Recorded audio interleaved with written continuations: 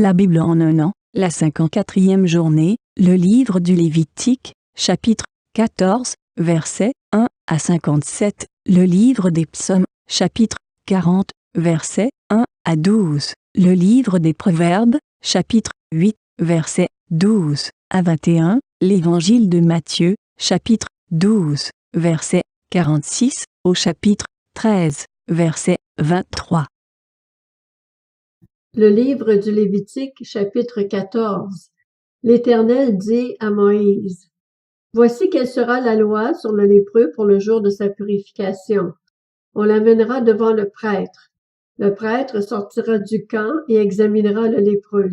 Si le lépreux est guéri de la plaie de la lèpre, le prêtre ordonnera que l'on prenne, pour celui qui doit être purifié, 2 oiseaux vivants et purs, du bois de cèdre, du cramoisi et de l'hysope. Le prêtre ordonnera qu'on égorge l'un des oiseaux sur un vase de terre sur de l'eau vive. Il prendra l'oiseau vivant, le bois de cèdre, le cramoisi et l'hysope, et il les trempera avec l'oiseau vivant dans le sang de l'oiseau égorgé sur l'eau vive. Il fera 7 fois l'aspersion sur celui qui doit être purifié de la lèpre. Puis il le déclarera pur et lâchera l'oiseau vivant dans les champs. Celui qui se purifie lavera ses vêtements, rasera tous ses poils et se baignera dans l'eau. Il sera pur. Ensuite, il pourra entrer dans le camp, mais il restera 7 jours à l'extérieur de sa tente. Le 7e jour, il rasera tous ses poils, sa tête, sa barbe, ses sourcils, il rasera tous ses poils. Il lavera ses vêtements et baignera son corps dans l'eau et il sera pur. Le 8e jour, il prendra 2 agneaux sans défaut et une brebis d'1 an sans défaut, une offrande de 6 litres et demi de fleur de farine pétrie à l'huile et 3 décilitres d'huile. Le prêtre qui fait la purification présentera l'homme qui se purifie et tous ces éléments devant l'Éternel à l'entrée de la tente de la rencontre. Le prêtre prendra l'un des agneaux et l'offrira en sacrifice de culpabilité avec les 3 décilitres d'huile. Il fera avec eux le geste de présentation devant l'Éternel. Il égorgera l'agneau à l'endroit où l'on égorge les victimes expiatoires et les holocaustes dans le lieu saint. En effet, dans le sacrifice de culpabilité comme dans le sacrifice d'expiation, la victime est pour le prêtre. C'est une chose très sainte. Le prêtre prendra du sang de la victime de culpabilité. Il en mettra sur le lobe de l'oreille droite de celui qui se purifie, sur le pouce de sa main droite et sur le gros orteil de son pied droit. Le prêtre prendra la mesure d'huile et il en versera dans le creux de sa main gauche. Il trempera le doigt de sa main droite dans l'huile qui est dans le creux de sa main gauche et il fera avec le doigt 7 fois l'aspersion de l'huile devant l'Éternel. Il mettra de l'huile qui lui reste dans la main sur le lobe de l'oreille droite de celui qui se purifie, sur le pouce de sa main droite et sur le gros orteil de son pied droit, par-dessus le sang de la victime de culpabilité. Le prêtre mettra ce qui lui reste d'huile dans la main sur la tête de celui qui se purifie, afin de faire l'expiation pour lui devant l'Éternel. Puis il offrira le sacrifice d'expiation, et il fera l'expiation pour celui qui se purifie de sa souillure. Ensuite, il égorgera l'holocauste. Il offrira sur l'autel l'holocauste et l'offrande. C'est ainsi que le prêtre fera l'expiation pour cette personne, et elle sera pure. Si la personne est pauvre et ne dispose pas de moyens suffisants, elle prendra un seul agneau qui sera offert en sacrifice de culpabilité, avec le geste de présentation, et avec lequel on fera l'expiation pour elle. Elle prendra 2 litres de fleur de farine pétrie à l'huile pour l'offrande et 3 décilitres d'huile. Elle prendra aussi 2 tourterelles ou 2 jeunes pigeons en fonction de ses moyens, l'un pour le sacrifice d'expiation, l'autre pour l'holocauste. Le 8e jour, elle apportera tous ces éléments au prêtre à l'entrée de la tente de la rencontre devant l'Éternel pour sa purification. Le prêtre prendra l'agneau destiné au sacrifice de culpabilité et les 3 décilitres d'huile, et il fera avec eux le geste de présentation devant l'Éternel. Il égorgera l'agneau du sacrifice de culpabilité, prendra du sang de la victime de culpabilité et en mettra sur le lobe de l'oreille droite de celui qui se purifie, sur le pouce de sa main droite et sur le gros orteil de son pied droit.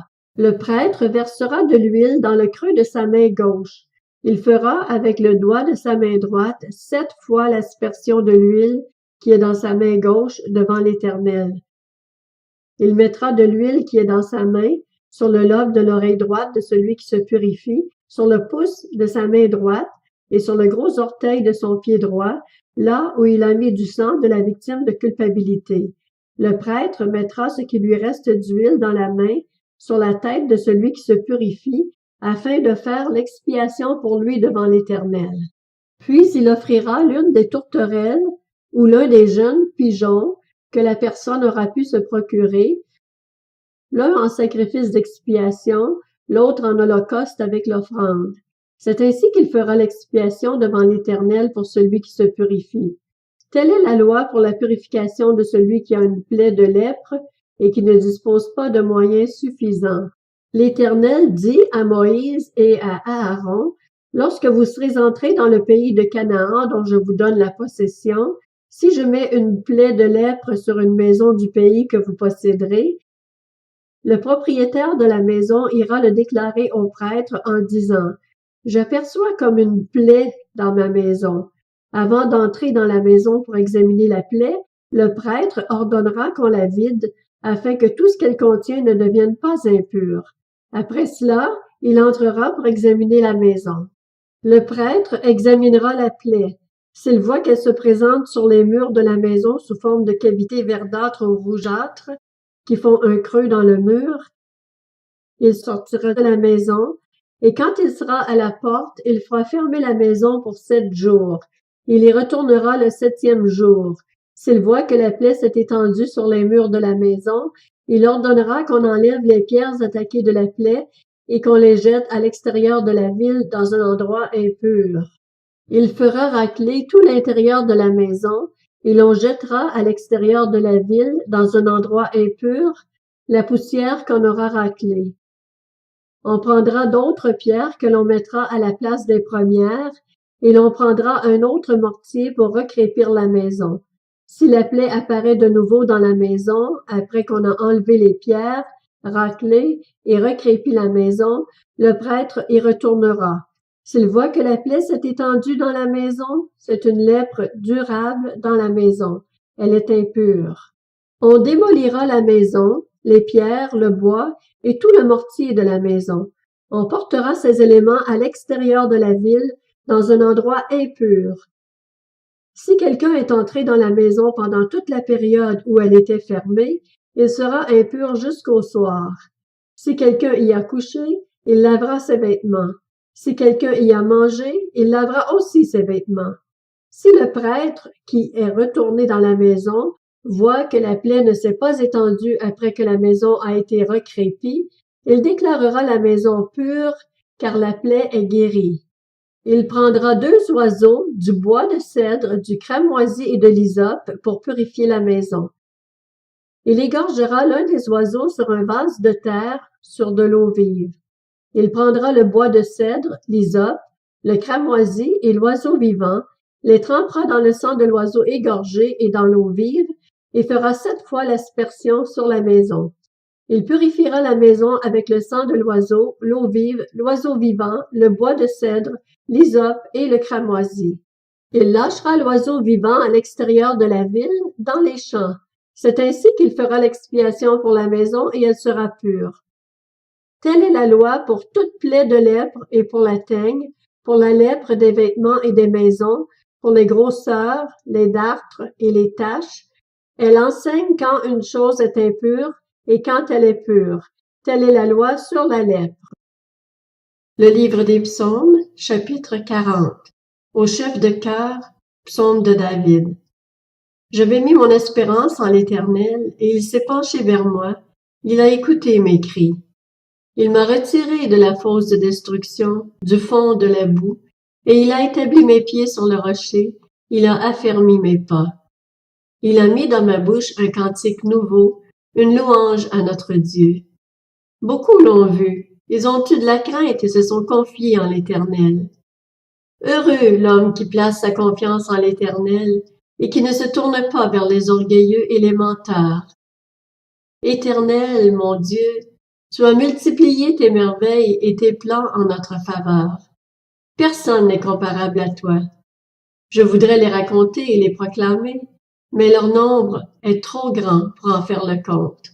Tu ne désires ni sacrifice, ni offrande, mais tu m'as ouvert les oreilles.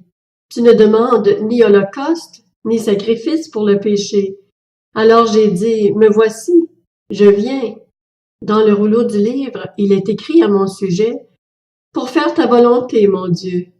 C'est ce que je désire, et ta loi est gravée au fond de mon cœur. J'annonce la justice dans la grande assemblée. Je ne ferme pas mes lèvres, Éternel, tu le sais. Je ne dissimule pas ta justice dans mon cœur. Je proclame ta vérité et ton salut. Je ne cache pas ta bonté et ta fidélité dans la grande assemblée. Toi, Éternel, tu ne me refuseras pas tes compassions. Ta bonté et ta fidélité me garderont toujours. Le livre des Proverbes, chapitre 8. Moi, la sagesse, j'habite le discernement, et je possède l'art de la réflexion. Craindre l'Éternel, c'est détester le mal.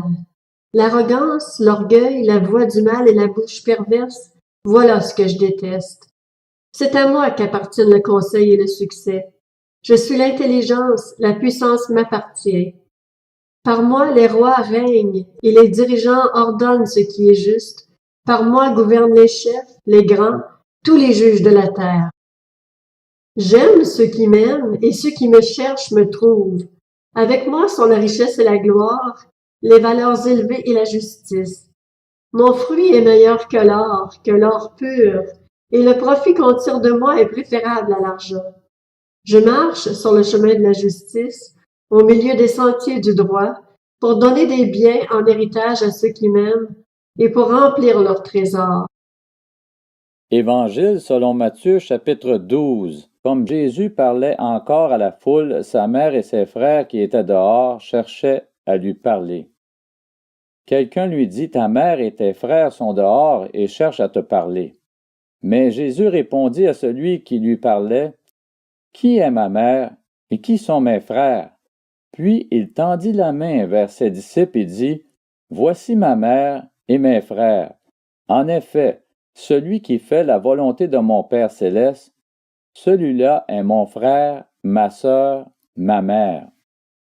Évangile selon Matthieu chapitre 13. Ce jour-là, Jésus sortit de la maison et s'assit au bord du lac. La foule se rassembla autour de lui, si nombreuse qu'il monta dans une barque où il s'assit. Toute la foule se tenait sur le rivage.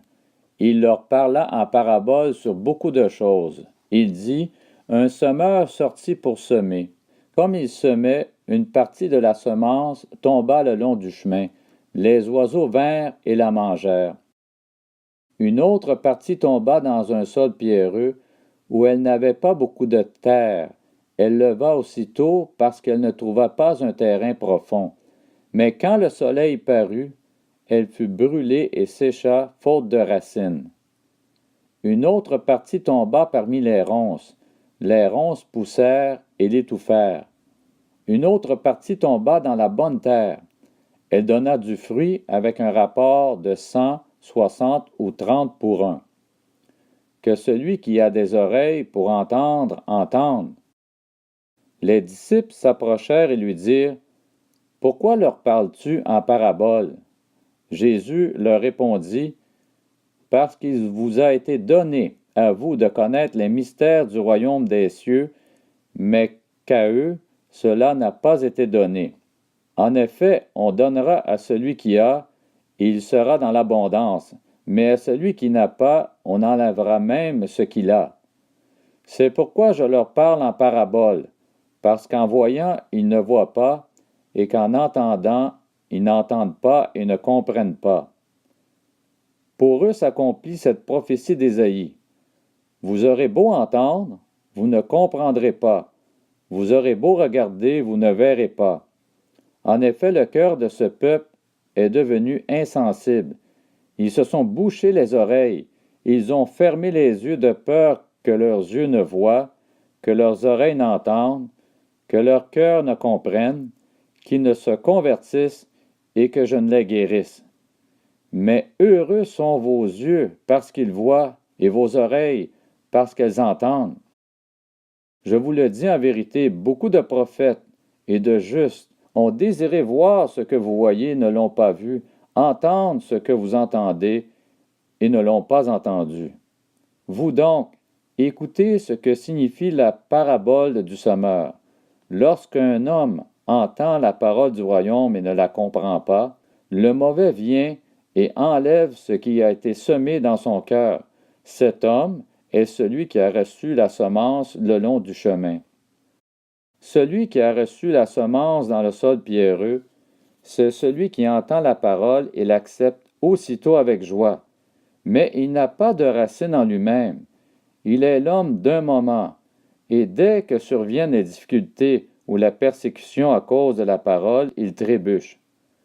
Celui qui a reçu la semence parmi les ronces, c'est celui qui entend la parole, mais les préoccupations de ce monde et l'attrait trompeur des richesses étouffent cette parole et la rendent infructueuse.